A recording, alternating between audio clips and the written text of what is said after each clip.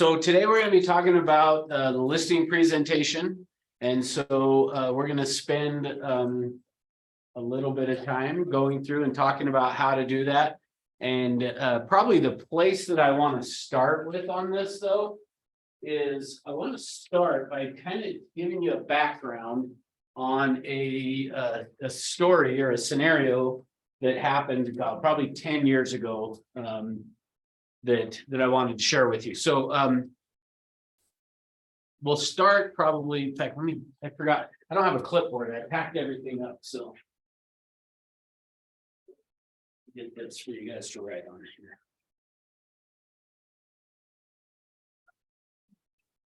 So, which is going to take a little bit of getting used to, because I'm used to the camera being more like when in relation to this, the camera being here and it's over here, so I feel like I got to stand more over like this. My license? No, I don't know, like, we don't need license number. Yeah, for you guys on Zoom, if you will just throw in first and last name in the chat box so that I have a record of who was in class would be great.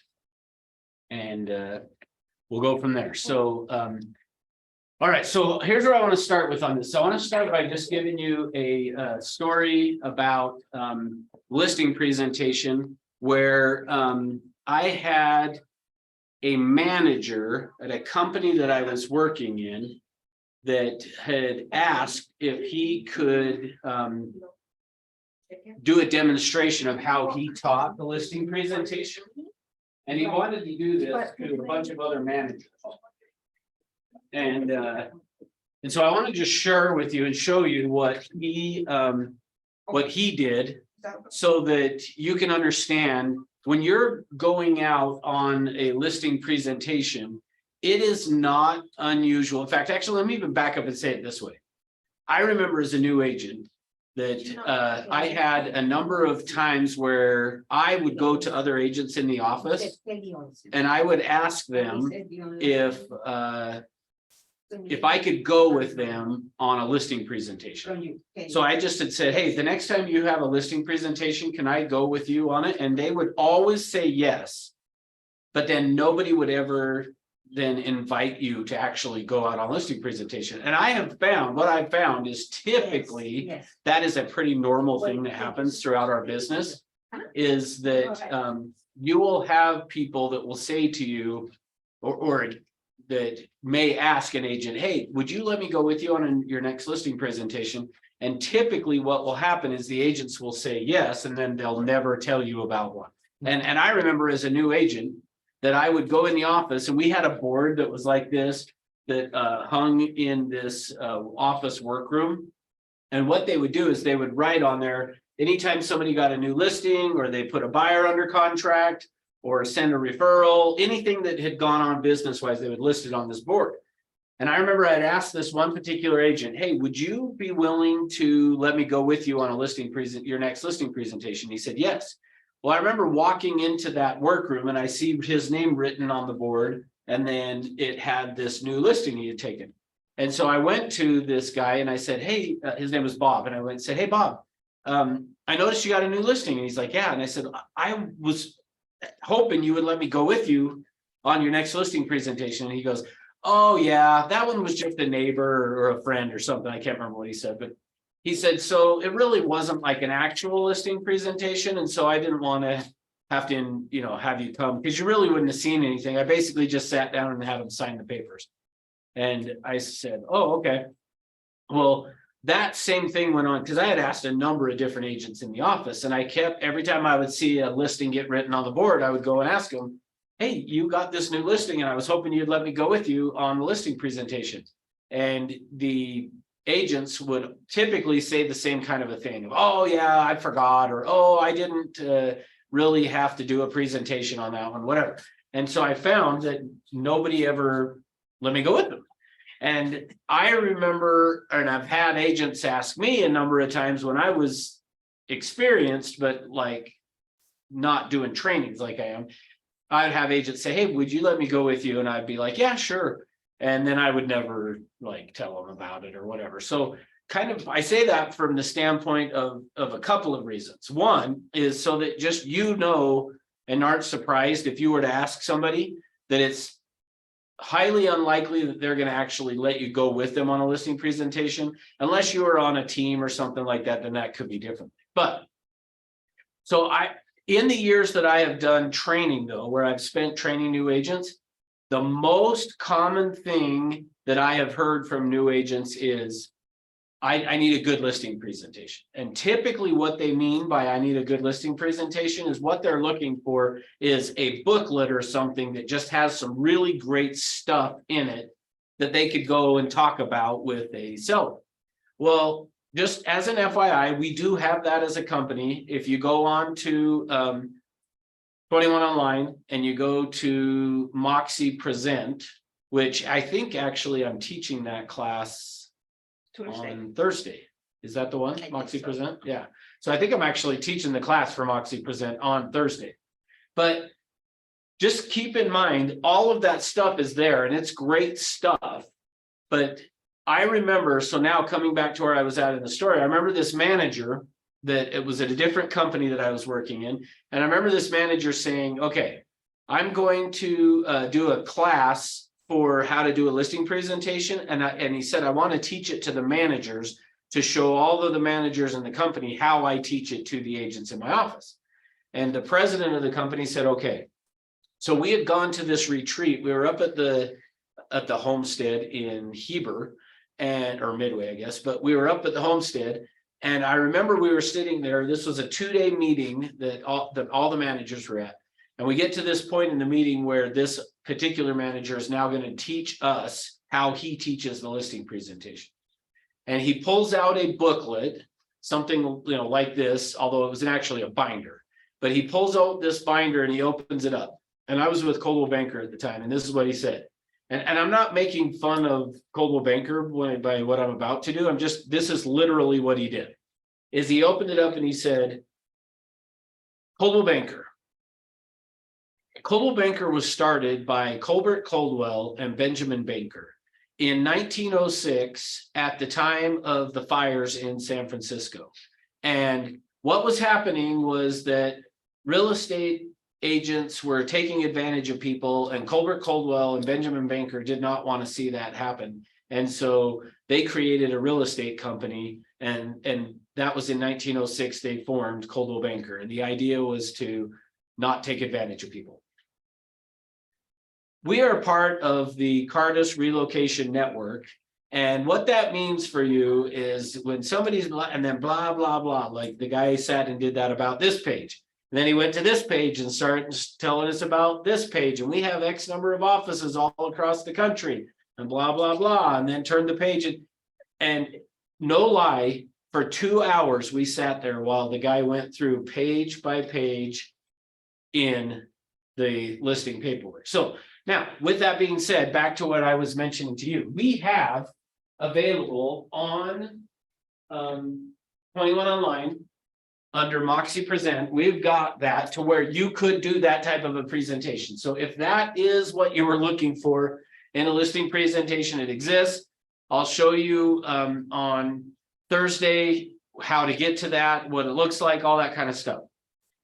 But with all that said, that is not the way I would recommend that you go in and do a listing presentation. And part of why I bring that up is I want you to understand, when you go out on a listing presentation to meet with somebody, if you are competing for that listing, it is very likely that the person you're going to be competing against, or the people that you're competing against, are doing that type of a presentation, where they're showing up and going through page by page and board. I mean, have you ever sat in on somebody doing something like that? And how did you guys do it that way in the funeral business? Oh, okay. but your brain's like, when is this going to be over? Yeah, you're like, okay, like It's a nice way to tell them to shut up. Yeah, where do I sign so that you can quit talking, right? Maybe then it'll work. If that's your goal, good work. So anyway, we've all sat in on that type of a presentation where you're like sitting there just going like, who cares? Like, I don't really care about any of that. So just know that when you're competing, you're either competing against that, or you're competing against somebody who shows up and does this. They show up and say, let me show you all the awards I've won. I'm the top agent in this, and I'm the top agent in that. And I'm the number one agent in my cubicle. Like, there's nobody that's better that works out of my cubicle than me. And they do that type of a presentation where it's all about me, me, me, me, me, me. So just know, when you go on a listing presentation, it's either they've got a book that they're going through page by page and boring to people, or they're showing up and saying, look at how awesome I am. And look, I sold this house and look at all this that I've done. When in actuality, that is not what people want. So what we're going to talk about today is how to do the listing presentation in a way that will have you stand out from your competition. And I think my purpose in life is to get rid of every marker that doesn't work off the planet. Because that's all every time I use one, I still end up throwing it away. So, Murphy's Law. yeah, I know. All right, here we go. So keep in mind this, that when you are doing a listing presentation, there are two parts to a listing presentation, okay? So the first part of it is what we're gonna call choose me. The second part of the listing presentation is gonna be price, okay? So the two parts to the listing presentation, the first part is you've got to get them to choose you. The second part of the listing presentation is then going to be about price. Now, typically though, let's say you were working a for sale by owner and you called them up and you were trying to set an appointment. What is the first thing they're usually concerned about?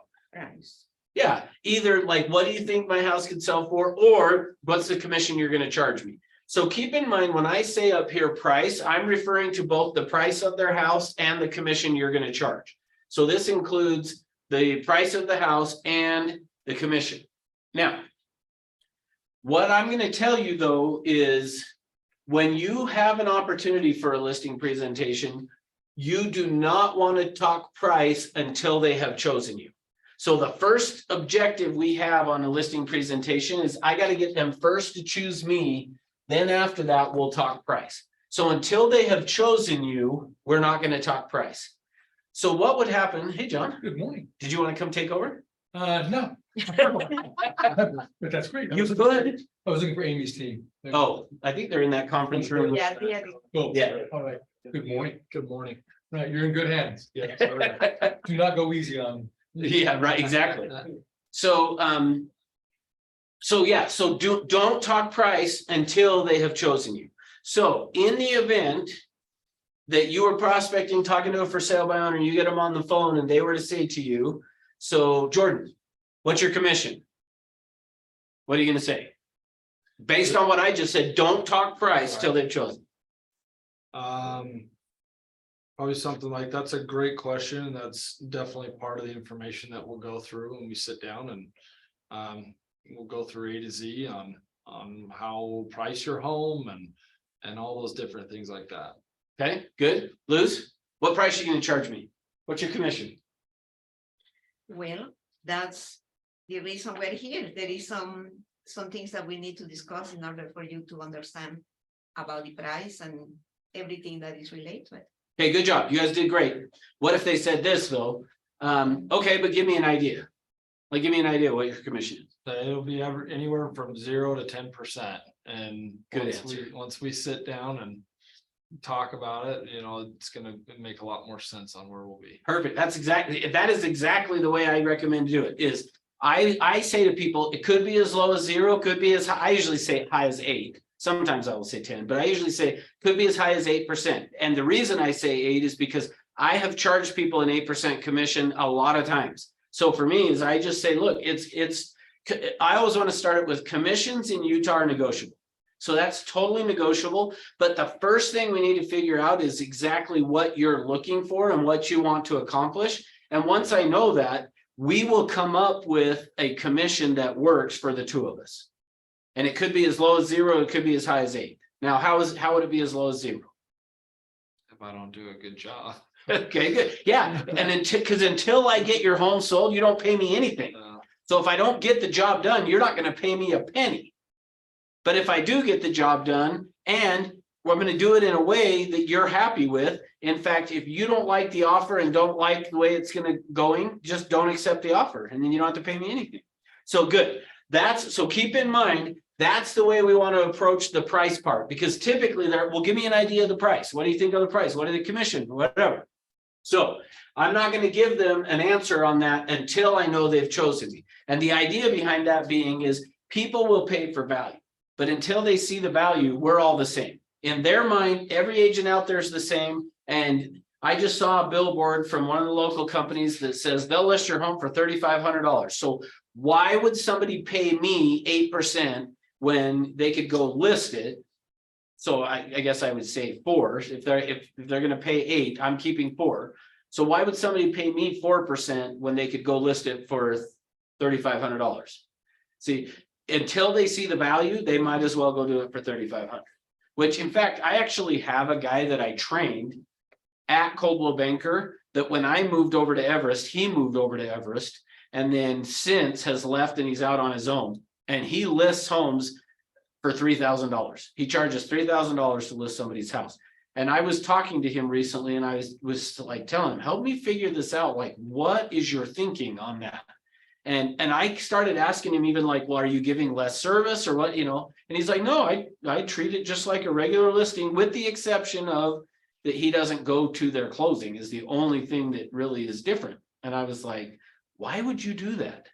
Why would you charge such a little amount when you could get more? And he just doesn't believe that he can, is the problem. So let's go through and talk about. So there are 6 things that have to happen in order for them to choose you. The first one is, and some of these will sound familiar from what we talked about in class last week, but the first thing that has to happen is there has to be a connection, or we could say rapport built, okay? So in order for them to choose you, there's got to be a connection or some rapport that takes place. The second thing that has to happen in order for them to want to choose you is they have to feel safe, okay? They have to feel safe in order to choose you. The third thing is because they feel safe, or maybe this, I like to think of these two as being 2 sides of a coin, like a heads and a tails. So, and you could say it could go either direction really, but they have to feel safe. And because they feel safe, they trust you, or because they trust you, they then feel safe. You could think of it either way, but there's got to be some trust. And in fact, I would say, let me see who we've got online here that I can pick on. I don't know.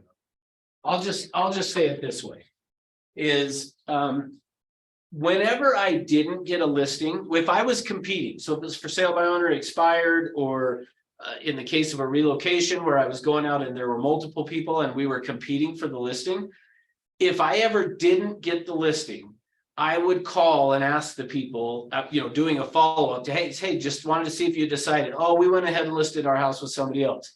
Well, in order for me to get better, I need to know, like, where did I drop the ball or what did I miss?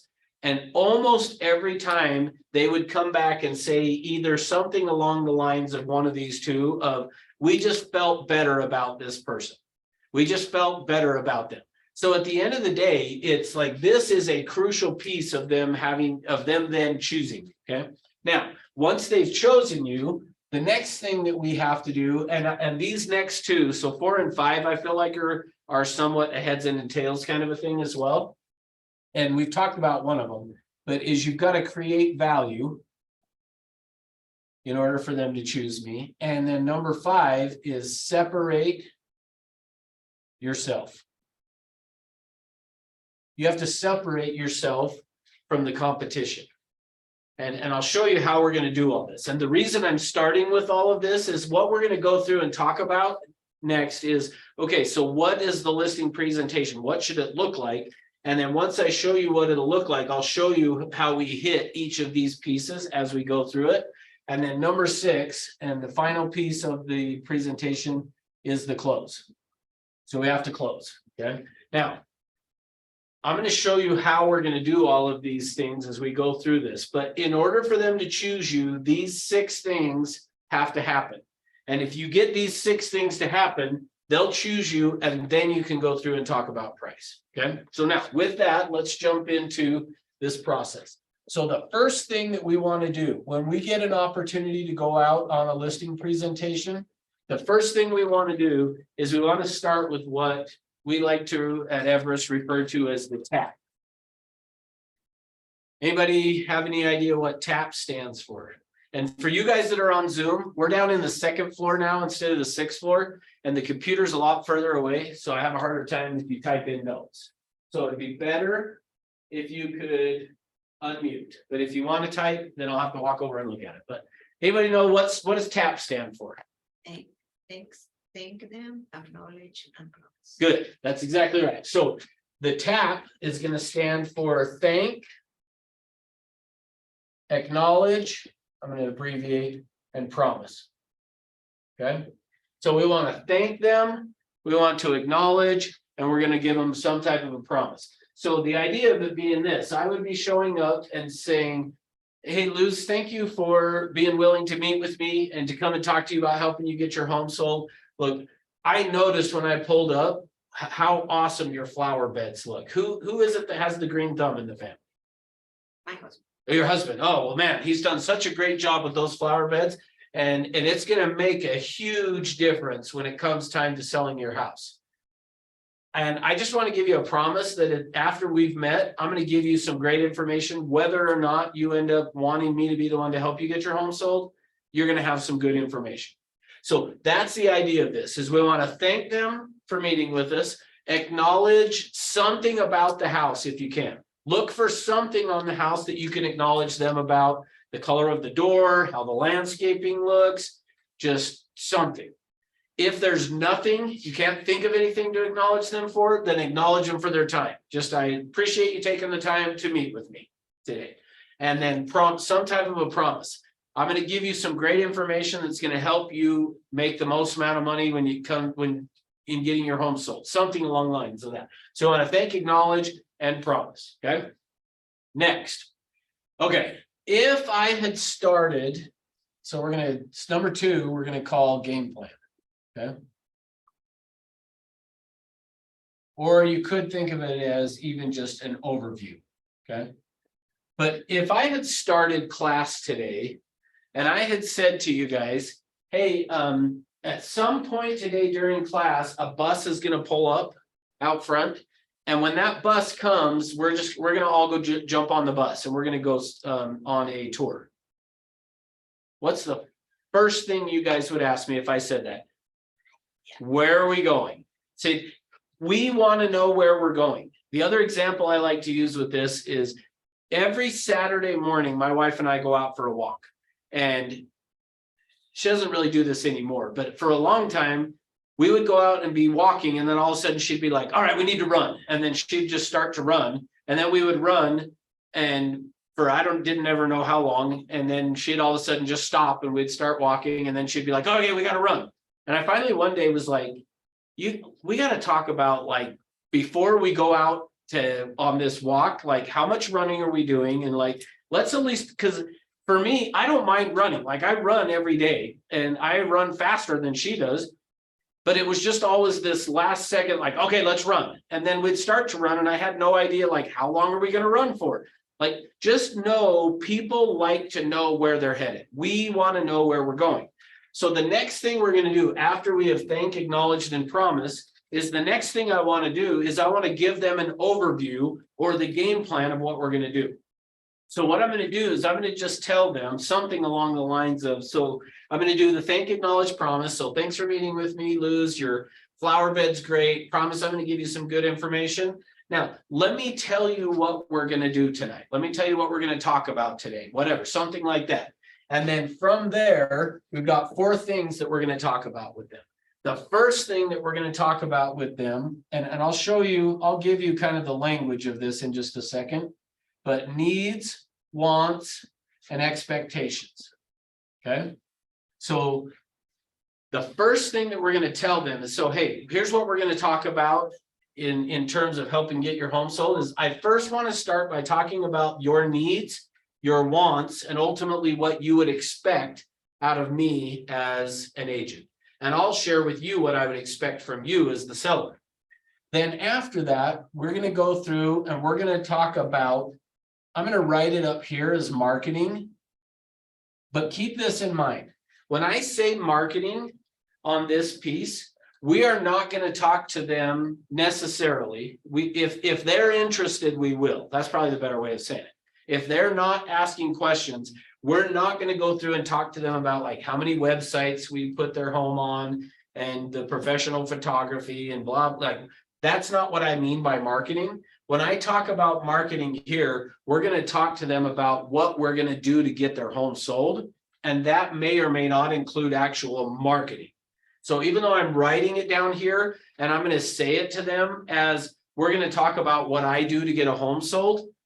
When I say that to them, we're gonna talk about what I do to get a home sold.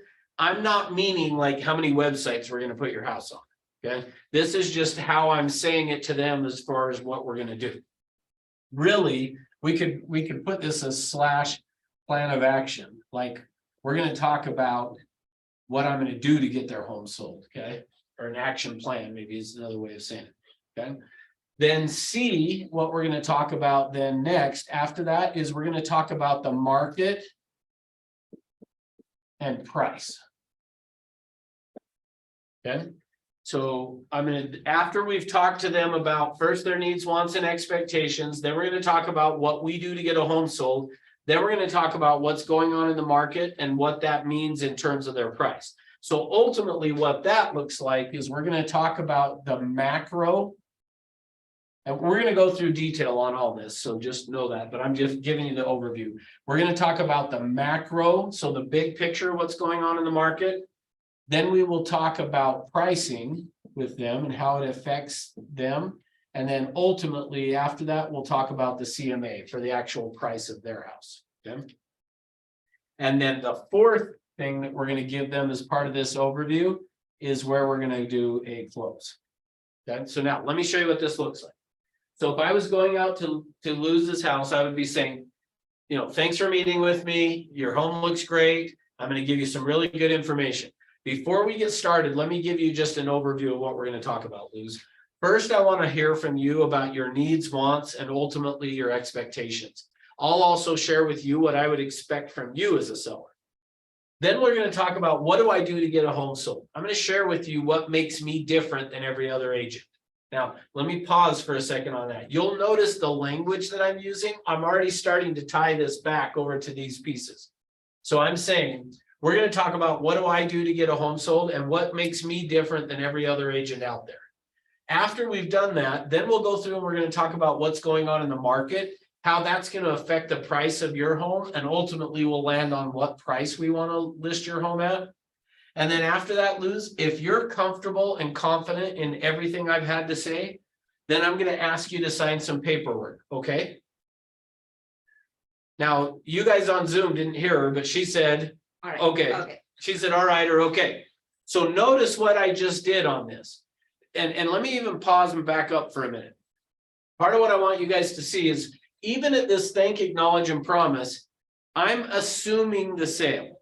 So I went into the house saying, hey, thanks for meeting with me, Luz. Wow, the flower garden out front. Who has the green thumb? That's amazing. That's going to look so good in the pictures when we put your home on the market.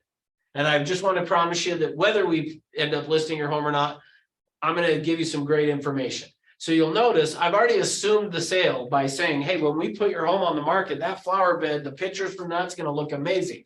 Then we get to this part and I've said, we're going to talk about needs, wants, and expectations. What do I do to get a home sold? What makes me different? Then we're going to talk about what's going on in the market, how that's going to affect the pricing of your home, and ultimately what price we should land on. And then after that, Luz, if you're comfortable and confident in everything we've talked about, I'm just going to ask you to sign some paperwork and we'll get started, okay?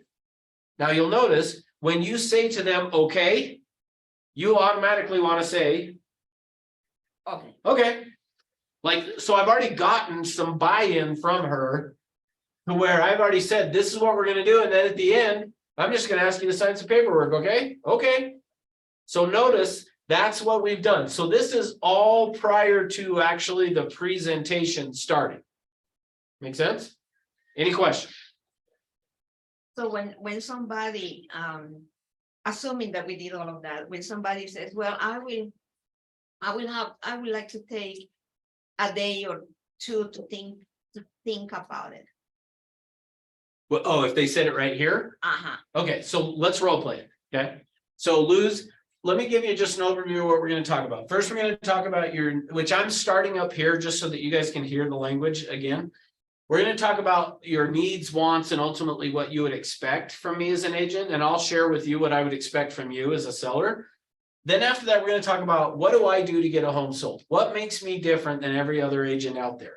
After that, we're gonna talk about what's going on in the market. We'll talk about how that affects the pricing of your home, and then we'll ultimately land on what price you would want to list your home for. And then assuming that you're comfortable and confident with everything I've had to say, then I'll just ask you to sign some paperwork and we'll get your home on the market, okay? Well, I would like to have a day or so to just think about the whole information and everything. Okay, so now what I'm gonna do, and this ties back to what we talked about last week, is I'm gonna say, so sounds like once we've gone through everything, you're gonna want a day or two to think about it. Okay, hey, if I were you, I would want to do the exact same thing. And let's go through and talk about all this stuff, and let's first just see if you're comfortable and confident with what I have to say, and then we'll figure out when we want to put the home on the market. Sound good? Great. Yes. So notice all I've found out now is that at the end of this presentation, she may have some hesitancy. And so now I know, and I'll show you how I would deal with it once we get to that point. Okay. But here, I'm just kind of finding out, because yeah, if I said to the person, hey, and then after that, if you're comfortable and confident with everything I've had to say, I'll just ask you to sign some paperwork. What if she did go, oh, we're not planning to list our home with you. We actually have a best friend. We just wanted to hear what you had to say. Then I can go, great. I'm not in the business of doing that for free. See you later. Yeah, because the reason I'm saying that is the last listing I had, I had a price and he wanted way higher than that. And of course, the home didn't sell. He retired from the market, and then I was thinking after that, if I come into that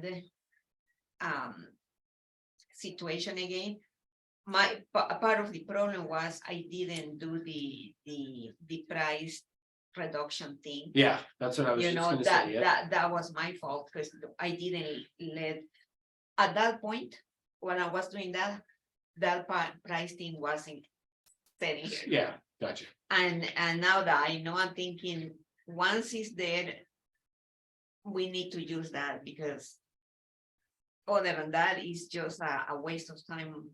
My time, his time, and everybody's time. Good. Yeah, so for you guys on Zoom, we're gonna get to the pricing strategy as part of this. So I'll show you what that looks like, what she's referring to. Because for me, if somebody wants to go at a really high price, I'm okay with that if they'll follow our pricing strategy. And so we'll talk about that. So, okay, good. So hopefully this all makes sense. If you have other questions, if you guys on Zoom, feel free to unmute and ask away on your question. But this is where the overview is. Once I've done that, the next thing that we're going to do now is I usually list this up here and call it questions. But think of it this way, the questions piece is going to be tied around this. Okay, when I said to them, first, we're going to talk about your needs, wants, and expectations. Now is where I'm going to find out about their needs, wants, and expectations. So the whole point of this questions piece is I want to find out about needs, wants, and expectations. So I'm going to use up here under these questions piece, I'm going to use something that I like to call directives.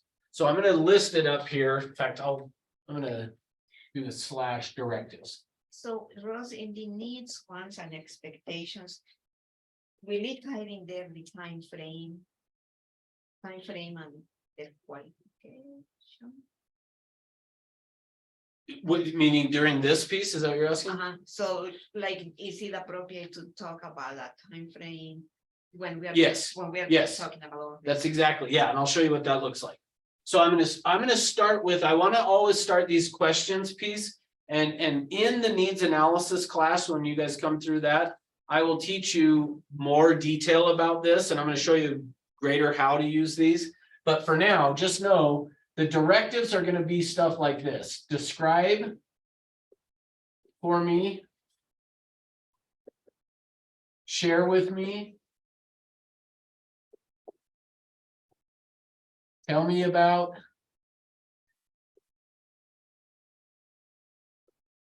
Or help me understand. Okay. Now, just to give you a little bit on this, think of it this way. The way that people's brains work is like a computer. Your brain works like a computer. So given a certain set of information, it will respond accordingly. Think of it as this, and the reason we call these directives is it's kind of like you're the director of a movie and you're going to direct the conversation. So they're really in charge of this conversation and where we're going to go, but you're there to direct it. And we're going to do that through using these directives, which are describe for me or share with me, tell me about, help me understand. So I'm going to probably start with something along the lines of, hey, share with me ultimately what you are wanting to accomplish in getting your home sold. So I'm starting with, hey, share with me ultimately what you're wanting to accomplish. Or, and I could say it as describe for me ultimately what you're wanting to accomplish. Or I could say, tell me about ultimately. It doesn't matter, just make sure whatever one feels the most comfortable for you is what you want to do. But you want to start with something along the lines of that of share with me ultimately what you are wanting to accomplish in getting your home sold. Now, what I'm looking for then is for them to start to tell me what's driving it. And to some extent, this is where what Luz was asking about is what I'm looking for is what's the motivation? What is motivating them to want to go through and get their home sold? So I'm looking for ultimately what is that motivation that they have? So I'm going to say, share with me ultimately what you're trying to accomplish. They're then going to say whatever it is they say. The house is too big, it's too small, we got a job transfer. They may say we hate the neighbors, like whatever it is, they're going to start talking about ultimately what they're trying to accomplish through this. Now, what you're going to want to do after you've started with this, hey, describe for me ultimately what you're trying to accomplish in getting your home sold. You're going to want to have them tell more. Don't think of it as we're not just playing 20 questions, I guess is what I'm getting at. So ultimately what I wanted to try to get them to do is to start to talk to me. And then as they share with me, I'm going to say, okay, that's great. What else? Or tell me more, or keep going. So kind of think of it as a subcategory of these is going to be what else, keep going, tell me more. And what I'm just looking for is to get as much information out of them about what they're trying to accomplish as possible. That makes sense? Okay. So I'm going to do stuff, or ultimately what I'm going to want to talk to them about is what they're trying to accomplish. Then I'm going to ask them also about timing. So I may say, talk to me about, or tell me about, share with me about what would be important about the timing of this. So I'm going to now ask some questions around timing. Like, tell me about what the ideal time frame would look like. And then they're going to start talking. What else? Keep going, say more. Like, and just kind of know you may ask some additional follow-up questions to this. Where I'm going with this, and what I hope you're getting from what I'm saying is, we're not playing 20 questions. This is about trying to get as much information out of them as I can. And so I'm going to do that by sticking with, I'm going to start with ultimately, what are you trying to accomplish? And then I may ask follow-up questions to that. What are they trying to accomplish? Because I want to get them telling me everything there is to know about ultimately what it is they're trying to accomplish. In this point is where we can find out if they are a motivated seller or somebody that is testing the watch. Yeah, part of what we're trying to figure out in this is, are they a motivated seller or not? Now, hopefully we may have asked them some questions before we even went out there to figure that out. But if not, yeah, this is just further digging deeper into figuring out what is it they're trying to accomplish, what's important about timing. You may ask them also around like one that I like to use is, tell me about your past experience working with real estate agents. And then they're going to either say good or bad or indifferent, whatever it is they say, though. They're going to say, oh, well, we only worked with an agent when we bought the house. Great. What did you like about the agent? What did you not like? What do you wish they would have done? What do you think they should have done differently?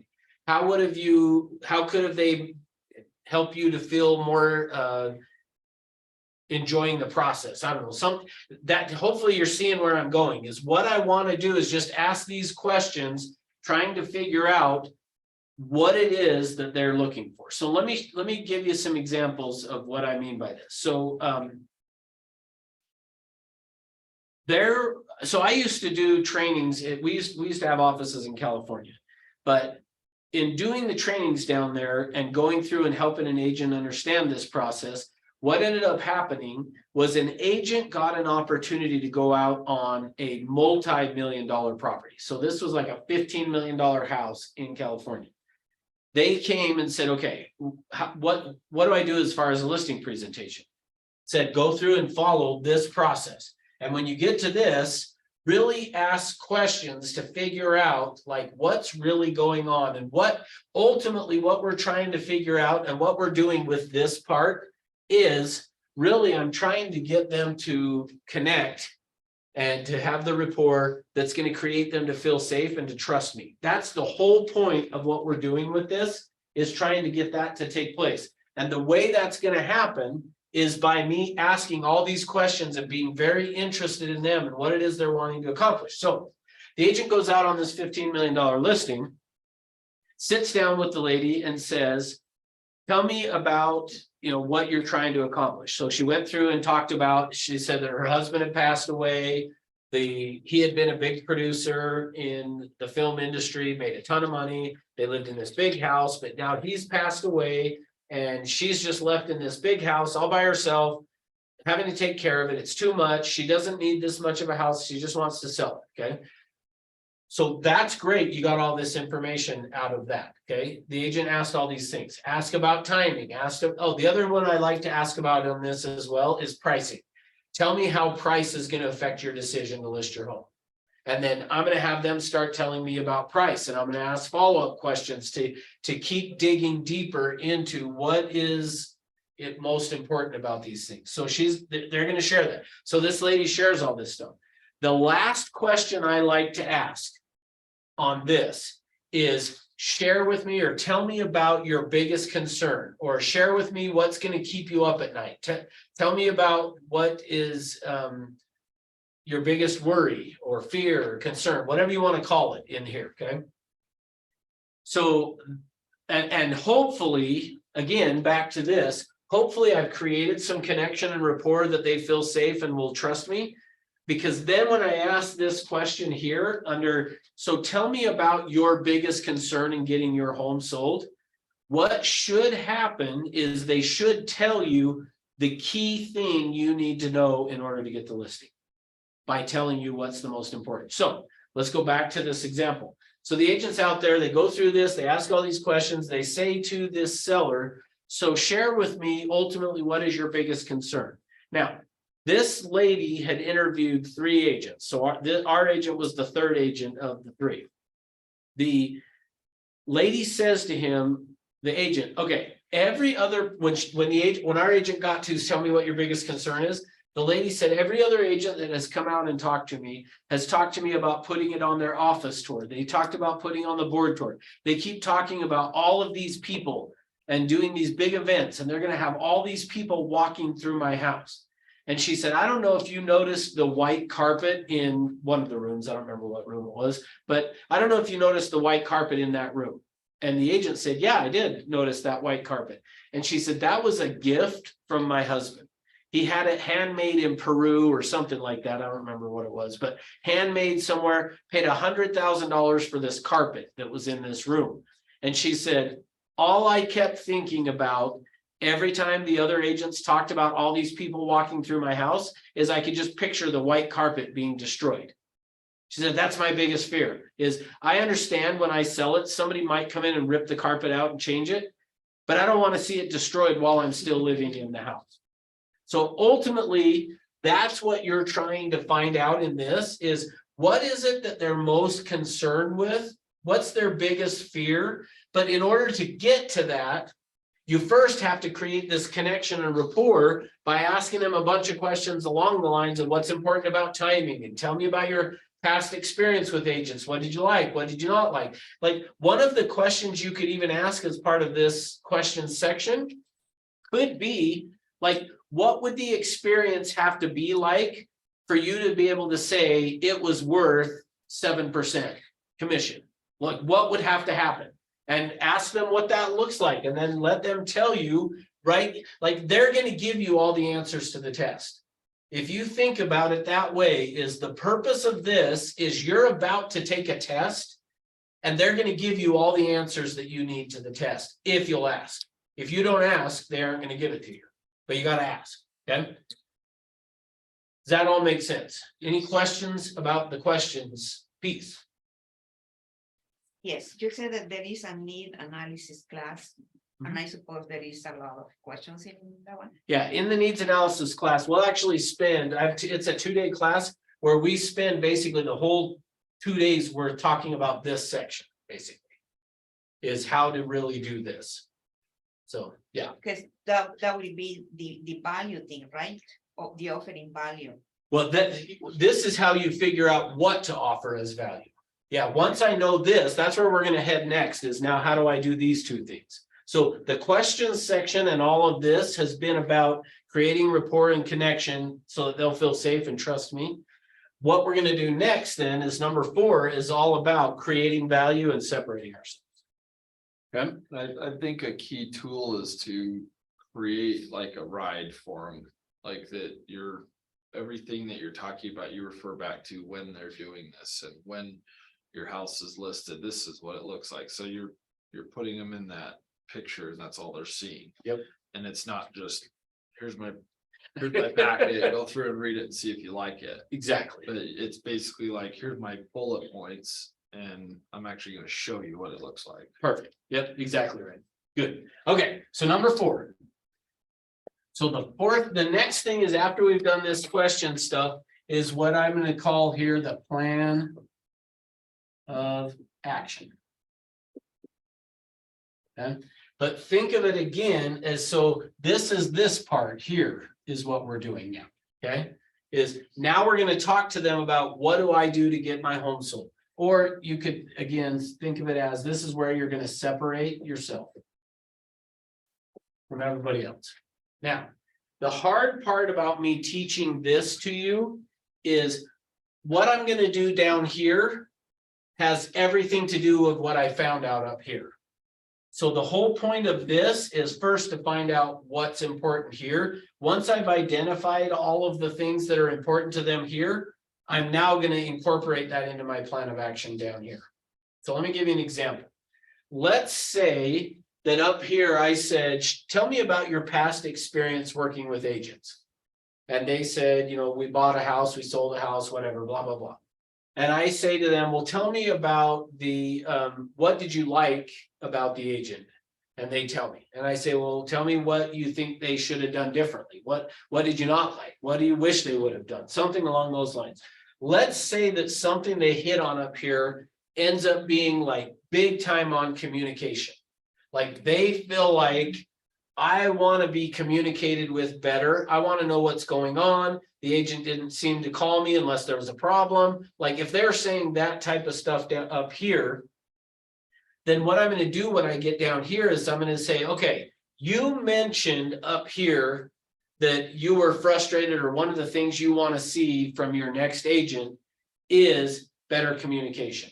So let me talk to you about what I do. So ultimately, what you're going to say on this section is a whole bunch of times, or maybe not necessarily a whole bunch of times, but the way you're going to go about it is you're going to say something along the lines of this. Most agents, and then fill in the blank. Go ahead. So in the story you were saying about the lady with the white carpet, she says, okay, I am worried about my carpet getting destroyed. So that will be right here. Yep, right, yeah, and I'll show you how I would do that in just one sec. So I'm going to say something along the lines of most agents, and well, let's use that. what you just brought up. I'm gonna say, yeah, most agents are gonna wanna try to get a bunch of people walking through your house so that they can make you feel like they're doing their job. But not me. Let me, and then, so what I'm gonna say is, something along the lines of not me. Let me tell you. Or share with you, maybe you can say instead of tell, but let me share with you what I do. Or how I work, something like that, okay? So you can say, let me share with you how I work, or let me tell you about what I do. So most agents. And what you want to do, because again, this is where I'm now trying to separate myself. So the way I'm going to separate myself is say, yeah, you mentioned that you didn't know what was going on until there was a problem. Unfortunately, that's the way that most agents work, is they're probably not going to call you until it's a problem, but not me. Let me share with you how I work. What I'm going to do is I am going to set up a regularly scheduled phone call with you, Mr. and Mrs. Seller, where I call my sellers. And then at one point in my career, I did it every Monday. And then I switched to every Friday. I almost said Friday. I did it every Monday first, then I switched to every Friday. You decide when you want to do it. It doesn't matter what day. For me, initially, my thinking was, I'm going to call every seller on Saturday morning because they're going to be curious about what's gone on over the weekend. Well, what I found though, was by me calling on Monday, a lot of times if they were frustrated on Saturday, they called me on Saturday to tell me about their frustration. Versus when I switched it and said, I'm going to call all my sellers on Friday, because then they won't bug me, and I say that a little loosely, but they aren't going to probably call me over the weekend because we've already had a chance to talk about if they had some frustrations or whatever questions. I talked to them on Friday. So for me, I would have been saying, yeah, unfortunately, that's how most agents work. In fact, it's not uncommon for an agent to go and list your home, put it on the market, and never call you again, but not me. Let me share with you how I work with my clients. I'm going to call you every Friday to give you an update on what's gone on since the last Friday, to answer any questions you have, and then we'll make whatever plans we need to on that phone call. So let me ask you this, Luz. What phone number would it be best to call you on this Friday? Oh, the one that I already get. So the one that I already have. Okay, and what I typically am going to call between 10 and noon. Do you have a preference between 10 and noon? What time I call? I would maybe would be better like 5-ish, 5-ish? 4-ish, later in the afternoon. Okay, would it be okay if I just left you a message? Because I do all my calls between 10 and noon to my sellers to update them. Okay. So would it be, if that's not a good time, I could just leave you a message, and then if you have questions, you can call me back. Sure. Okay, so notice a couple things from that.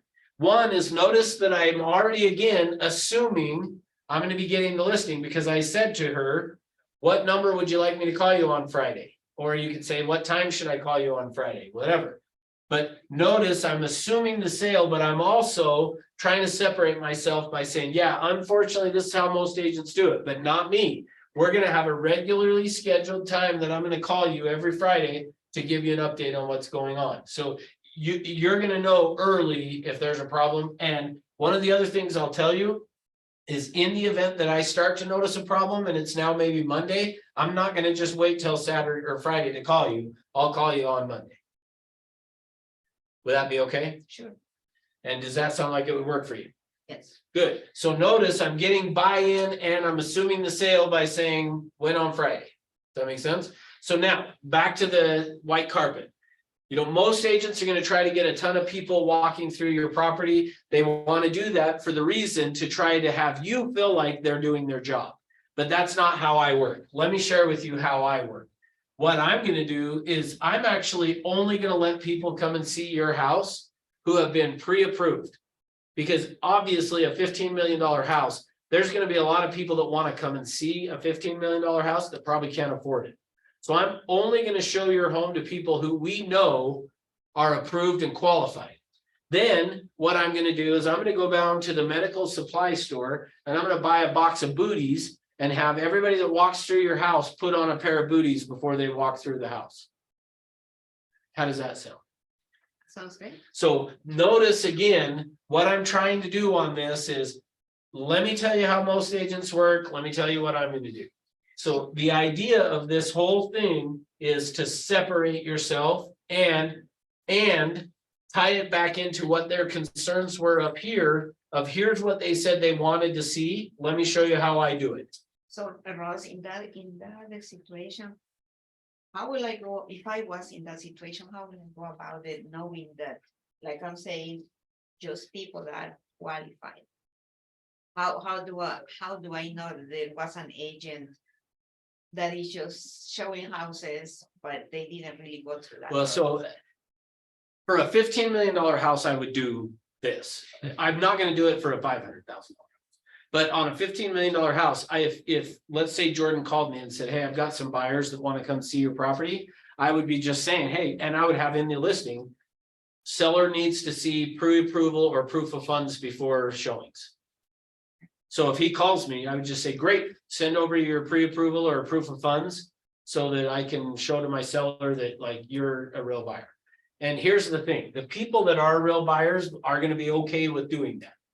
If they're not, the ones who get mad are the ones who can't actually do it. So like, let me give you a quick story on that.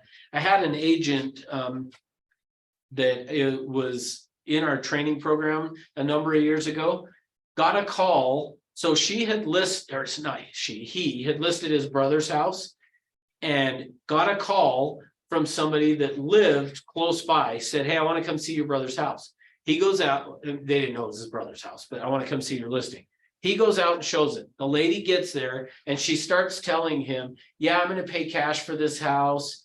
And I write songs. In fact, I'm a songwriter for Garth Brooks. He and I are really close friends and like hyping all this stuff up. The agent comes back to me and says, telling me about it. And I said, hey, well, anytime somebody says it's going to be a cash offer, tell her you need proof of funds before you write the offer. Like you need to see that she actually has the money before you write the offer.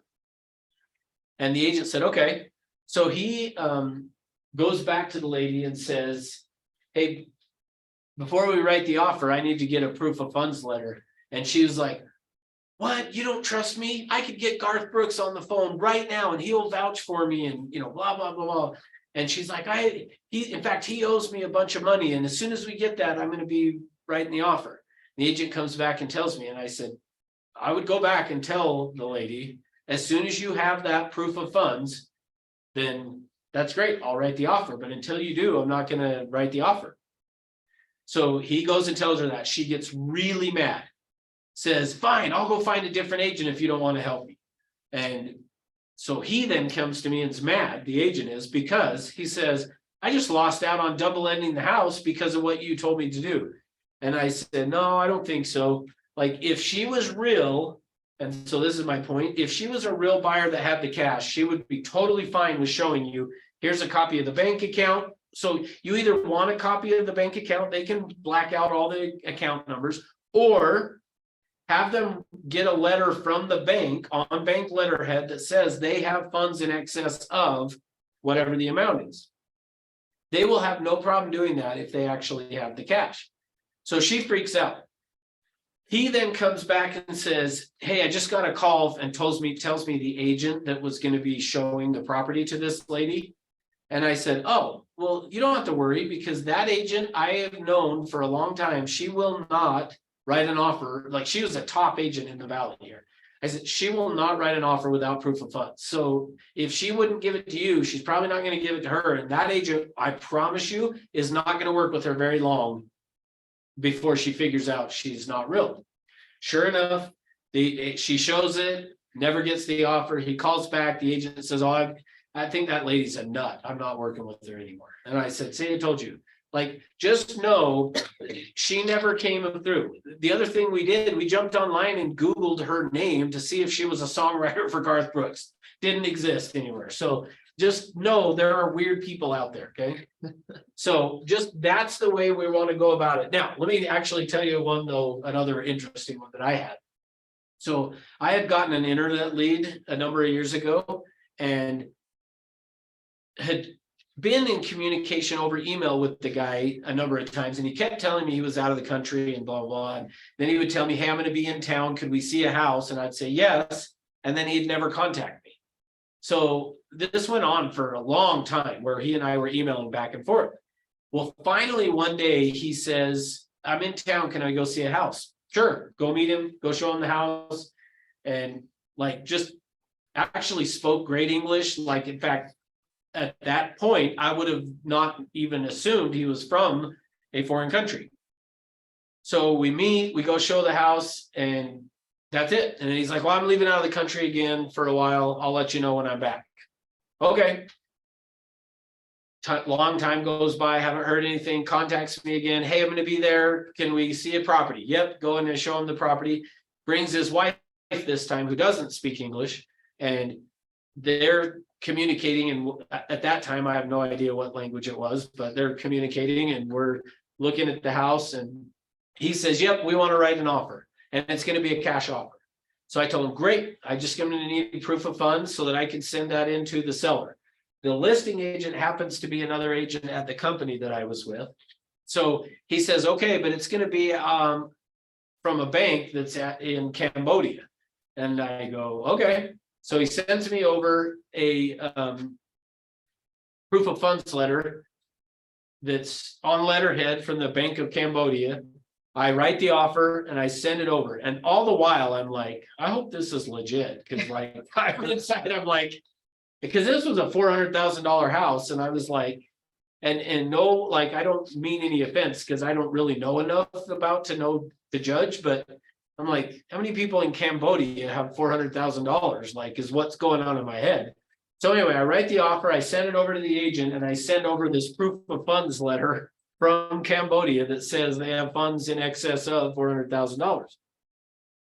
The agent calls me because she knows me, and she says, Russ, is this legit? And I'm like, yeah, it's legit. Inside, I'm like, I have no idea if it's legit or not. And in fact, I'm crossing my fingers hoping it is. So we go through, we do the inspections, we do all of that kind of stuff. And as soon as, and quite honestly, part of me was like, I wonder if this is like drug money. And so anyway, we go through. As long as you get your commission. Yeah, I know, exactly. That's all that matters, right? So we go through, we do inspections, we do everything. It's about a week before closing, and I get a call from the buyer, which, by the way, I found out when I talked to the guy, the reason that he spoke English so good is he was born and raised here in West Jordan. Like, he lived not far from where I live now. And he born and raised. So I was like, this, like, the whole thing just kind of seemed a little weird. But a week before closing, he calls me up and is like, hey, is it going to be a problem if we send the 400,000 from a different account than the one we told you we were sending it from? And I was like, no, all that matters is that the money shows up. Doesn't matter to me where it comes from. Okay, that's good, because we just have to get it from a different spot. And I was like, okay. So the day of settlement, everything's signed, and I'm like calling my buddy at the title company going like, please let me know when the wire comes in, because I'm inside still not sure this is actually a real deal that's going to happen. And sure enough, he calls me, yep, got the wire, it's here, we're good to go, and it closed. So just know, like, people that have the funds will have no problem getting you a letter that says they have funds in excess of whatever. Even from the Bank of Cambodia. Even if it's from the Bank of Cambodia. And it was, the letterhead was from Bank of Cambodia. The Prince of Nigeria. Yeah, if it's Prince of Nigeria, actually, you know what's funny about that, actually? We did actually have an agent in one of the other offices that had a guy that was from Saudi Arabia. He was a prince in Saudi Arabia. Came out and started, and this was an internet lead too, actually, that came in. And the guy starts working with this prince from Saudi Arabia, helps him buy a house in Draper. And he ends up liking the agent so much that he's like, I'm going to buy a bunch more houses in Utah. And so he bought a few more houses, kept using this agent. Pretty soon he was like, now I want to buy some houses in San Diego, and I want you to be my agent in San Diego. So this agent found an agent in San Diego and said, like, I'm going to need like a 50% referral fee because I'm going to be flying down there, looking at the houses. Like, this Prince gave him a checkbook that he could write out the earnest money checks, like all that. So like even that was like a legit, like that, he made a ton of money off this guy. I don't know what ended up ever happening. I should follow up with that agent to see if he. He's still involved in oil now. Yeah, I know, yeah, he's not an agent anymore. He's now a billionaire somewhere. Hey, Anyway, Russ, yeah. I have a story about that too, but I learned the hard way of you need proof of funds. But one time I showed a home to a homeless man on accident. Okay. Said it was a cash offer and didn't get proof of funds before, and now I'll never do that again. Yeah, that's just it. That's why to me, like, it's like, I either want a pre-approval letter. Or I want proof of funds to prove that they can do it. Cause yeah, what you don't want to do is get stuck in that. So thank you. All right. So that's the whole idea of this plan of action section is I'm going to take whatever it was we talked about up here. And then plug it in down here, which by the way, that agent got the listing in California for that $15 million listing over the fact of saying, I'm going to go buy a box of booties that we'll put by the door and they'll have people put them on. So now my saying is, the whole point up here is to find the booties. And the proof of funds, right? And the Yeah, proof of funds. and the proof funds, all right, yeah, so anyway. Does that, hopefully that makes sense though, is because here's the thing. At the end of the day, my whole point of starting that story about the manager taking this book and going through page by page, people don't care about that. But if they've told you up here what they're worried about, what their concerns are, what they want to see take place, and you can take that and plug it in down here, you're the agent. So we had actually, since I've been at Everest, I had an agent who came through this training and he got an opportunity right after coming through the class to go out on a listing. And it was one that he didn't know the people. I don't remember where it came from, but he got an opportunity to go out on this listing. And he went out there and he was young. So not only was he new, but he was like early 20s and so was worried about his age. Goes out on this listing presentation, follows this exactly the way that I'm talking about with you guys. And at the end, the people said to him, so how long have you been an agent? And he's thinking, oh, they caught me. Like, I didn't do a good job. They caught how, and he goes, believe it or not, you guys are the first people I've talked to ever about selling their house. And they say, yeah, whatever. And he's like, no, really, you guys are the first people ever. And they're like, no, obviously you've done this for a while, but just with how young you are, like, we're surprised at how good you did what you shared with us. So how long have you been doing this? And he said, no, really, like, this is my first one. And they were like, whatever. They would not believe him. So just know, if you go through and do this, you're going to come out of there having them feel like you know what you're talking about. Okay. So now anything that comes up here, so communication, it's whatever, you know, whatever concerns, the booties, whatever it is they're looking for, you're going to plug that in down here. Once you've done that, then is when we're now going to find out. Because remember, we don't talk price till they've chosen me. Well, if you look at our plan here, needs, wants, and expectations is here. What I do to separate myself is here. The next thing would be to talk about price. So I need to now find out, have they chosen me?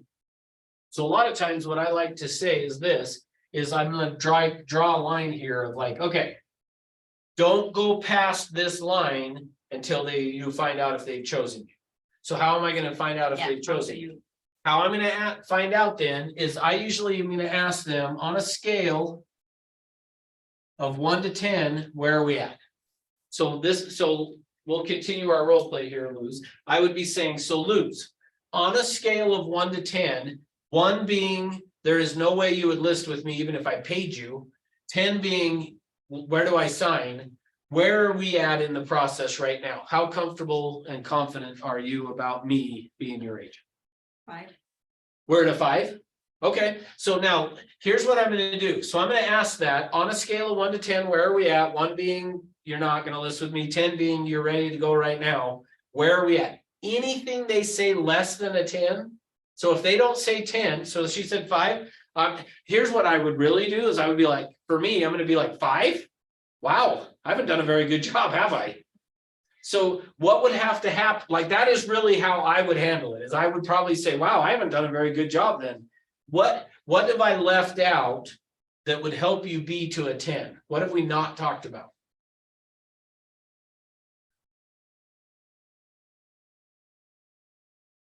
I'm not sure. It's just, I'm going by my feeling and I'm not quite sure exact to pinpoint something exactly. I just need to think more about it. Just need to think more about it. Okay, well, if I were you, I'd want to think more about it too. So now, so here's the thing. What my experience, I've actually never had anybody give me a 5, but that's okay. If they did, that's fine. But typically they're gonna What do do they 8, give 9, or they usually do an 8 or a 9. 8 or 9. Usually it's like, I'd say maybe an 8 or a 9. Okay, great. What has to happen? Now, here's what I'm trying to do though, is if she, ultimately what she just already told me now, she hasn't chosen me. So I'm looking for right here is, have they chosen me? And Well, I'm if, in defense, right? Because I'm not saying no and I'm not saying yes. I'm Right. kind of like, perfect, yeah, no, if you said less than 5, I would fold up and leave. So. But ultimately, what I'm looking for though is, so it sounds like we still have some things to talk about. So what have I left out, or what questions do you have? What would need to happen? So let's do it. So what would have to happen for me to get to being at a 10?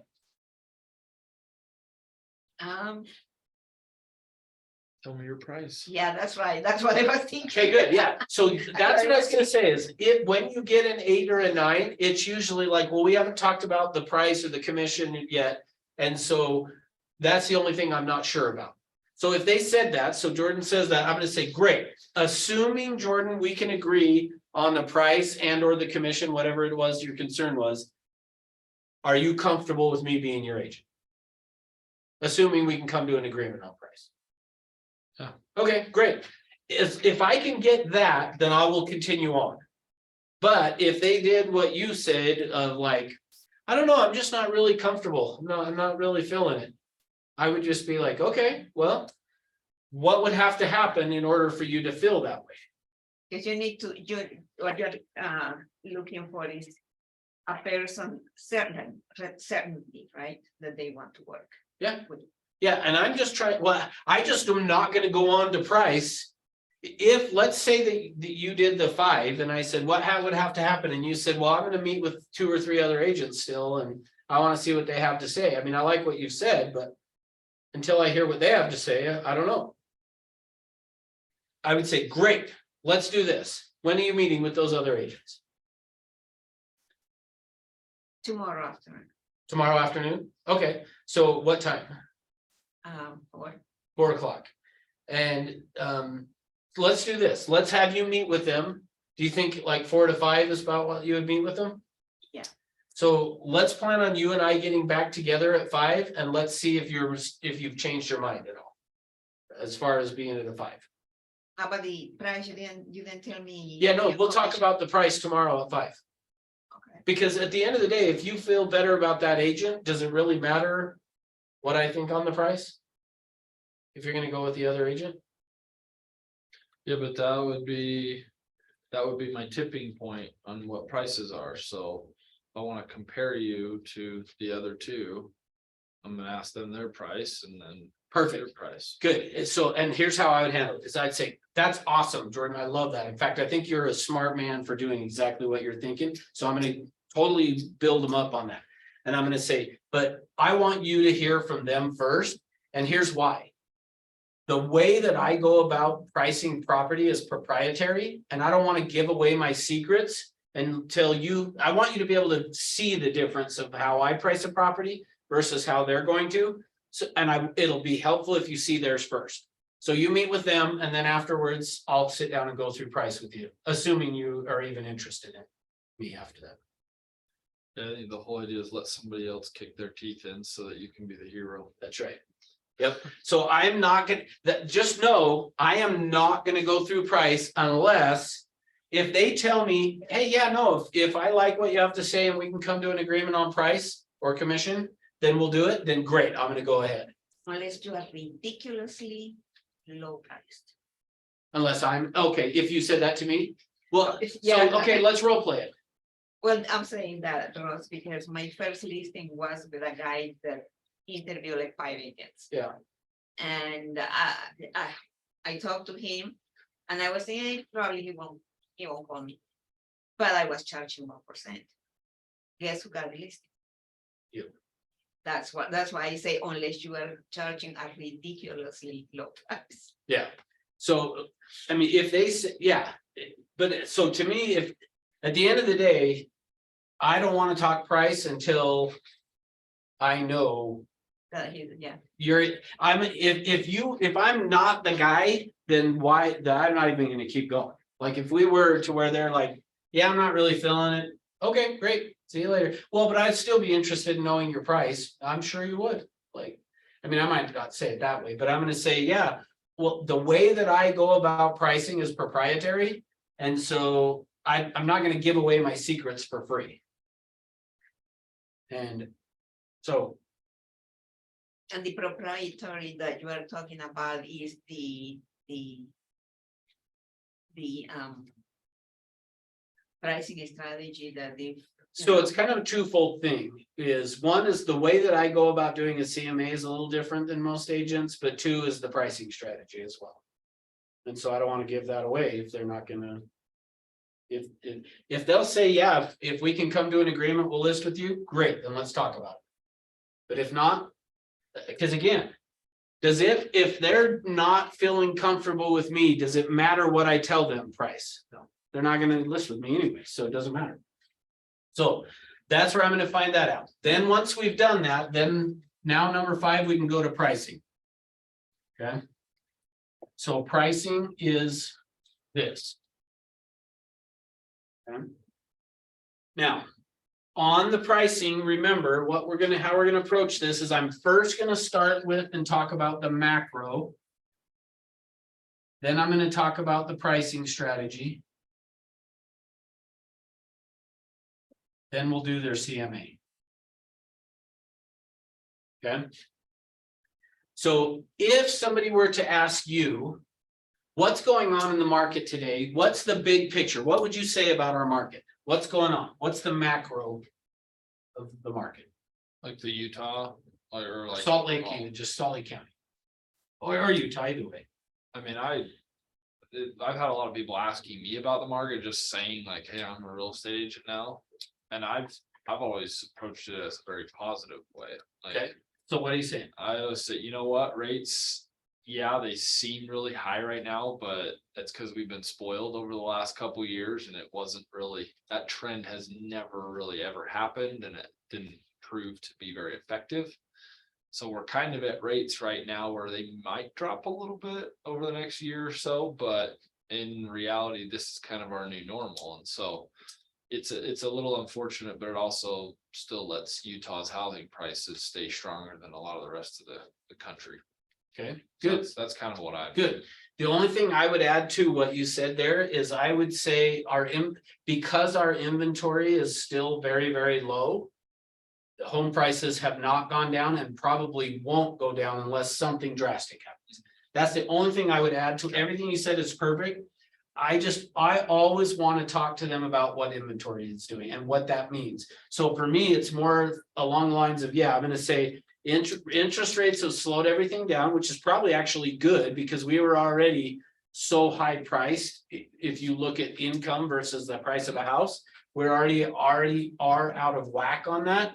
But because our inventory is so low, our home prices have actually stayed where they are, even though a lot of people are expecting home prices to come down drastically. That's probably not going to happen. And in fact, if interest rates do drop at all, our home prices are going to skyrocket even more. So that's kind of how I would do this. Now, So that's a good observation, Ross, because for what you just said, people are expecting kind of like, I want my cake and I need it too, Yeah. because I wanted a low interest rate, but also a low price, and that won't happen together, right? not anymore. Yeah, I mean, that's the objective. I feel like 90% of home buyers right now, it would be, well, I'm gonna wait for rates to come down, or Yeah. I'm gonna wait to see what the market does. And it's like, I mean, at that point, you can do a historical, well, even over the last 20 years, even after 08, 09, like. That didn't really happen here. Right. So if you're wanting to stay in Salt Lake, like, now's probably as good a time as any to be doing something. Exactly. Yeah, that's just it. And if the rate drops out in a year, great, go Go refinance. refinance. That's just it. That's, go find the house, because the problem is. As soon as rates go down, the prices will skyrocket and So the money you thought you were gonna save by a rate, you just lost. you just lost it because because prices will probably go. I actually still think, I mean, we're already seeing somewhat in that lower price range, multiple offers and stuff, which anytime you got multiple offers, so that's the kind of stuff we want to be doing on macros. It, depending on the price range of their house, maybe saying, we're seeing multiple offers in your price range.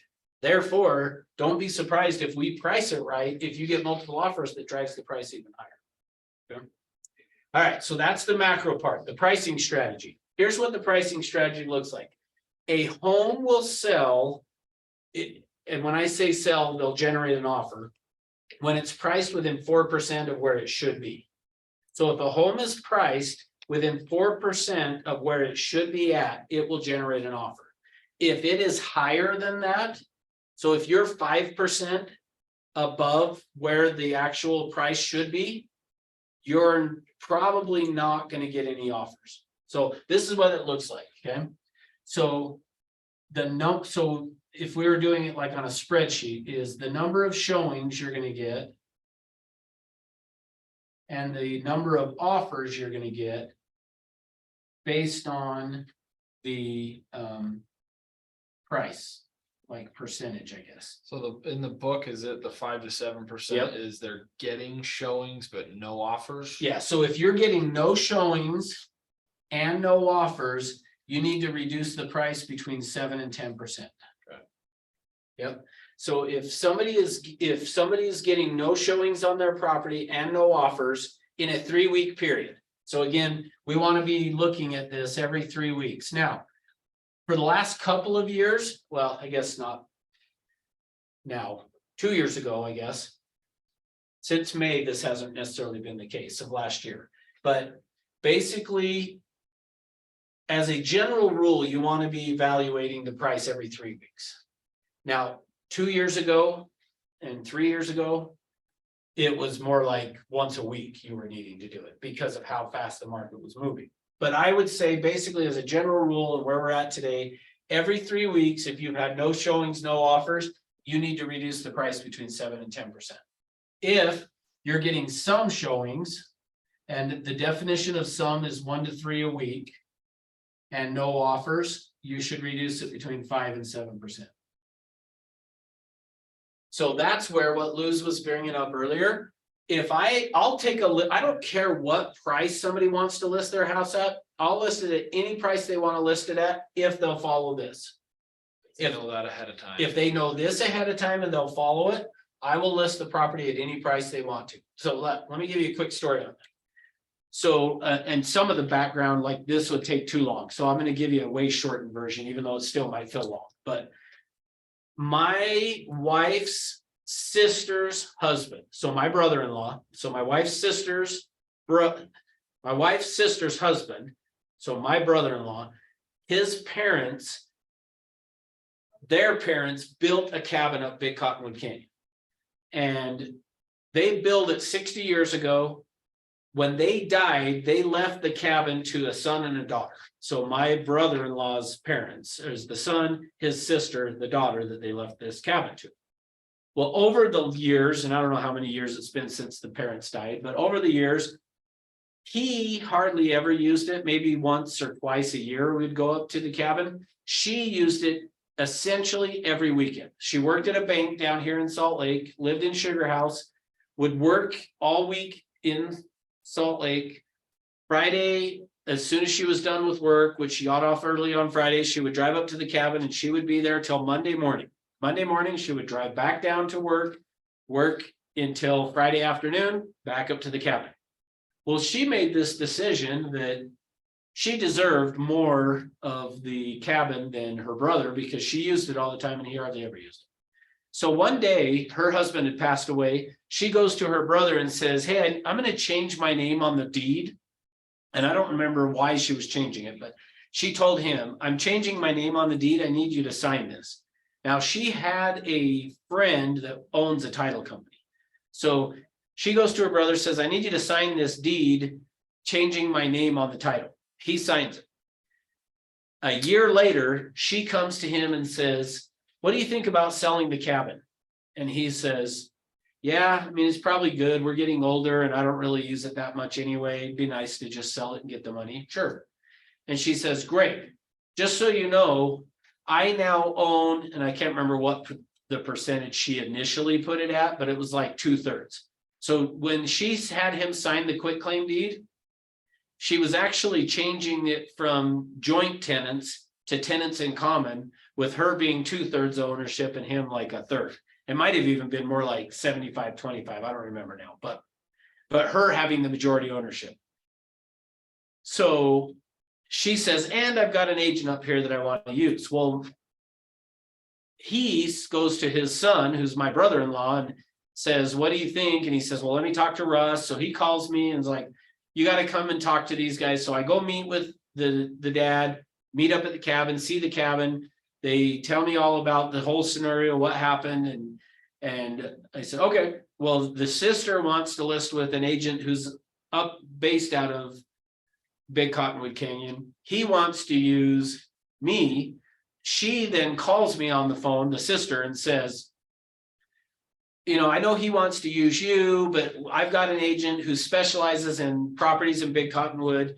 Like, how many properties have you sold? Well, to that point, I'd never sold a property up in Big Cottonwood Canyon, ever. But I go on the MLS and I research it and find out that Everest had sold actually more properties in the last year than her company had even sold up in Big Cottonwood Canyon. So I said, I personally haven't, but our company has sold more than that company has in the last year. So we actually are more the expert of Big Cottonwood than they are. Well, finally, what they decide through their attorneys, by the way, this is like, I'm communicating with his attorney and her attorney at one point. They decide they're both going to interview the other person's agent, and then they would make a decision. So I bring her into this office. My office at that time was down on the first floor. So in fact, actually probably right underneath where we're at right now. She comes in to meet with me, sit down, and I take her through this. And I'm telling you guys, I followed this exactly the way that we're talking about. When I got to the scale of 1 to 10, I say to her, so on a scale of 1 to 10, how do you feel about me being the agent who could help you guys get the cabin sold? And she says to me, I wish that I had talked to you before I sold my property in Sugar House, because I would have used you as my agent for that. So at that point, I'm like, I'm getting the listing. So she leaves, talks to her brother, then comes back and still wants to use the other agent after all, which was funny because she was very sincere. Well, at least I felt like she was when she said, I would have lived. I didn't even know she had sold a property in Sugar House. So what happened to that? So here's what happens is, Your brother-in-law picked the other agent. yeah, no. So no, he didn't. He still wanted it. So what ended up happening is he still was fighting for, number one, you took advantage of me by having me sign something I just trusted you and didn't look at. 2 is I want to use this other agent, so you need to use my agent. Somehow their attorneys land on they're going to use me as their agent, but they're only going to give me until November. Now, here's the other thing I had found out. So, and this ties back to what we were talking about here on the when I say up here that I have a proprietary way. I mean, it makes it sound bigger and better than it really is. But one of the things that I know, though, is I always want to think like a buyer. So I looked at the cabin sales up Big Cottonwood Canyon, and what I found actually is the cabins sell only from spring till fall. Basically, come November, not many cabins will sell up Big Cottonwood Canyon from November until April. But from April till November, like if you're going to sell a cabin, that's the time to do it, because that's when most of the buyers are out. So I had researched that. Well, they came back and said, we'll give you the listing until November. And then we're gonna list it with the other agent if it doesn't get sold. Well, to me, I'm like, perfect. Yeah. Like, that's when all the buyers are out. But, so I talked to the sister's attorney. And I put together our listing agreement and on an addendum to our listing agreement, so an addendum to the exclusive right to sell, I wrote this out. And said, because, oh, by the way, yeah, because she wanted a price, she wanted to list it for like 435,000, if I remember right, and I thought it was probably worth 385. But she wanted to list it 435. I said, I'll list it at 435 if you'll follow this strategy. So I actually put it, because I don't usually put it into an actual addendum to the contract, but because we were dealing with attorneys, and I was like, I know I'm gonna have a struggle getting a price reduction. So if you are worried at all, put it as in an addendum. So I did an addendum to our exclusive right to sell, and I said, every 3 weeks, we're gonna evaluate the number of showings we've had. If we've had no showings, no offers, we're gonna reduce the price, and I just said 7%. If we've had some, and I put in parentheses, 1 to 3 a week, but no offers, we'll reduce the price every 3 weeks, 5%. Well, her attorney calls me one day and he's like, we're not gonna do that. And I said, why? And he said, because I told him, I said, if we have had no showings, no offers after 3 weeks, we need to reduce the price. And he said, yeah, but the way you've got this is open-ended. Like, we could get the price down to like $35. And then and I said, okay, that's never gonna happen, that we're gonna get down, because long before you get down to $35, I will personally have bought the cabin. Like, when it gets to a certain price, I'm gonna buy the cabin. That's not like, that's the thing. If you understand this and you just think about simple economics, eventually the price is gonna hit to where people are like, okay, yeah, I would buy it for that. And I promise it would sell long before I would have even been willing to buy it. So here's the rest of the story. We list it for 435,000. Within a week, we get a full price offer. And I was like, oh, all right. Well, here's the thing that I have learned though, is you can never outguess the market. Like, I've done that many times where I've thought it was never going to sell and then it sells. But I've also listed them where I'm like, this is going to sell so fast and then it doesn't. And you have to keep reducing the price. So I've just learned you can never outguess the market. So Ross. Well, I'm not done with the story. Okay. So then within a week, they go do their inspection and they come back and they want us to reduce the price down to like 385. And I'm like, okay, this makes more sense. The sellers are like, nope, she says, I'm not doing any of that. No, they cancel. Okay, we put it back on the market. But we had come down off of 435 as the price, and I don't remember what it was, a little bit. For their inspection, I think 425, but then they still wanted more. So anyway, she says, we'll go to 425. So I drop it to 425. We go 3 weeks, no showings, no offers. I say, okay, it's time to reduce 7%. Now, oh, sorry, I left out a piece. The attorney was like, we're not going to do that. Instead, here's what we'll do. The attorney actually did the calculations on this and said, if it's not sold after 3 weeks, we'll reduce the price to X. And I don't remember what it was, but it was 7% less. And then he said, if that doesn't work, then after 3 weeks, if you've had no showings or no offers, we'll reduce the price to this. And then if after 3 weeks, we'll reduce it to 385. But then after that, that's as low as we're going to go. And then we'll talk about it. I was like, sweet. Like, the way he structured it, I don't even have to go back and get a price reduction. I don't have to do an addendum. It's already in our addendum. On this date, the price will go to this. On this date, the price will go to this. And on this date, it'll go to that. I knew it would sell by then. So after that failed, we were supposed to reduce the price to whatever the amount was. She calls me. I know that the contract says we'll reduce it to this, but can we not go to that price for a week and see what happens? And I was like, yeah, that's fine. Let's try it. So she wanted to do 4 instead of 3. So I waited a week and nothing happened. So I just immediately dropped the price. And we dropped it to 400,000. And as soon as we hit 400,000, I started to get showings and actually got an offer. We sold for 390. So it was higher than I thought 385, sold for 390 something. So anyway, my point is, don't be afraid to actually write in the pricing strategy into an addendum to the listing agreement. And I loved it even better the way her attorney did it is on this date, the price will change to this if it's not sold, and on this date, it'll change to that if it's not sold. Like, I don't even have to go get a price change at that point. I can just go on the MLS and change it because it was already in the contract. So it worked out great. We didn't make it to November, by the way. We got it sold, so. All right, does this make sense? Any questions on the pricing part? Yes, you had a question. Remember what it was now? Yeah, when you mentioned that you have priced something that you thought it was the right price, but it still didn't sell. Yeah, So what I was going to say is it worth it to always, no matter what, talk about that?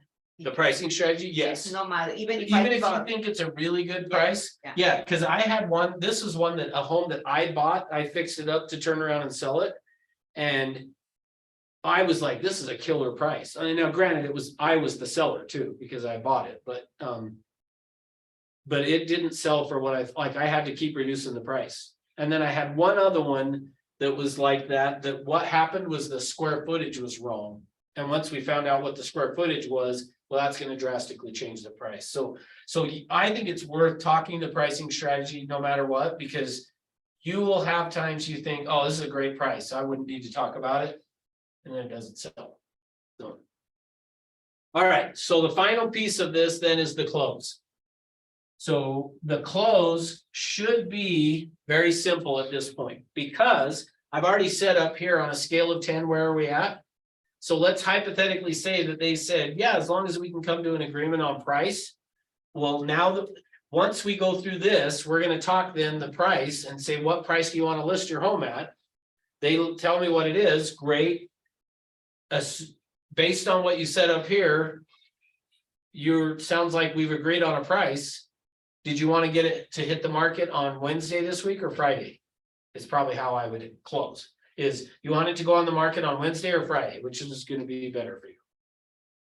And then I'm gonna see what they say. So ultimately, the close should be very, very simple, because I've already kind of been doing it all the way along. And so now it's like, great, we've agreed on a price, let's get started. Or let's say up here, I said on a scale of 1 to 10, they were like, oh, 10, yeah, you're our agent, great. When do you want it to hit the market? And then I'll talk pricing. So like, if they say up here, they're good to go, great, let's get it signed, now let's talk price. even better, right? Yeah. Will you bring to that meeting, your comparables, your Yes. preliminary comparables? Yes, So you slide that across the table, they look at it and then say, what are you guys thinking? yep, what price, where do you want to start? And I'm guessing a lot of them ask you, well, what do you think? And that's where you gotta be a little careful, right? Yeah, you want to be really careful, and so for me, the way that I typically do it is I usually am gonna take, so let's say that I have. Just somewhere around 3 or 4 actives, so these are active. I'm gonna have 3 or 4 under contracts. And then 3 or 4 solds properties that I'm gonna go through. So if they say, what do you think? I'm gonna tell them, which category do you want to be in? You want your home on the market? You want it under contract or sold? Well, we want to get it sold. Great, then we should price it somewhere where the solds are at. Is kind of how I am gonna go about it. But I always tell them, look, my job is to provide the information, help you make a decision, but at the end of the day, it's your decision. So, but I'm gonna say, ideally, let's price it where the solds are and you'll end up being a sold. Yeah, good question. What other question?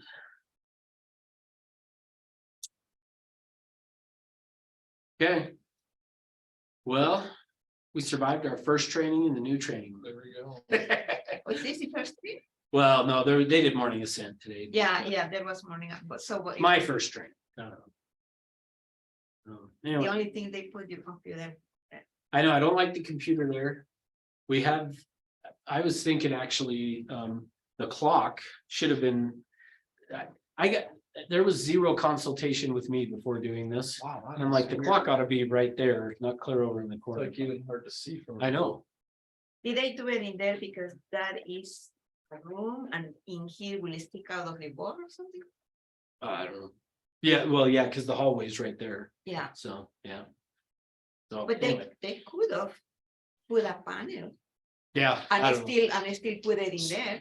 So do you still take a little packet with you? Like, Yeah. So for me, yes, I either like to do one of two things, and it depends on who it is. I'm either gonna send the packet, what I'll show you on Thursday from Moxie Present. I'm either gonna send that beforehand, or I take it with me as kind of a leave behind. But I don't ever pull it out and be like, okay, let's go through all of this. but once they get to the, yes, if pricing works, we'll use you. Then do you pull out your preliminary? Like your actives, you're under contract, told, here's all Yeah, this. well, so I'm gonna first go through, let's talk about what's going on in the market. Let's talk about how price we wanna, and I'll talk about pricing strategy, then I'll pull out. So yeah, let's go through and figure out what price we wanted, and then here's the homes that are for sale, where they're at, here's the under contracts and the solds and. I feel like the tricky part's gonna be, cause a lot of people think they have the greatest house on the. Yep. The street. Yep. And what's a nice way to say your house is kind of crappy? Yeah. It's not gonna- So I usually don't say that. Here's how I usually approach it. How I approach it with them is, I usually, if I can tell they think that it's the best one, I usually just say to them, we're not looking for the highest bidder on your house. Because you're it. You're the highest bidder. Mhm. We're looking for the second highest bidder. So I know what you would pay for the house. And here's how I say it to him is, and it totally makes sense why you would think, or why you would assume that it's worth X, because it checks every one of your boxes. Mhm. It is got the perfect memories, house it's for got you. It's everything. got, yeah, memories, it's got everything. And unfortunately, the person who's gonna buy it doesn't have all that stuff yet. And so for them, it's probably gonna be worth a little bit less than what it really is to you. Therefore, we have to look at it as they're gonna be comparing it to these houses. And I know your house is perfect for you, but in their mind, some of the people, believe it or not, unfortunately, are gonna look at this one and think it's better than yours for the price. So ultimately, what we're trying to find is who is the closest bidder to what you think your house is worth. So, anyway. Cool. All right, guys, have a great rest of your day. So, Ross, you're going to put that in the, what was the Century 21 training? Is that what it was? Yeah, on YouTube, under Century 21 Everest Train. Thanks, Russ. Yep, you're welcome. See y'all Thursday. The mastery. The training at 1:30 today. Oh, I don't know. I don't know what training is at 1:30. Like- Is it a mastermind? Yes. Oh, I'll bet Nick. Nick Mamby is Yeah, going Nick to do it. Mandel. Yeah. So, and then the other one, Ross, the needs analysis class is already, I suppose you already have one in there. It's on the schedule. I don't remember when it is. No, but you. Oh, yeah, on there, yes. Yeah, you yes. probably have already.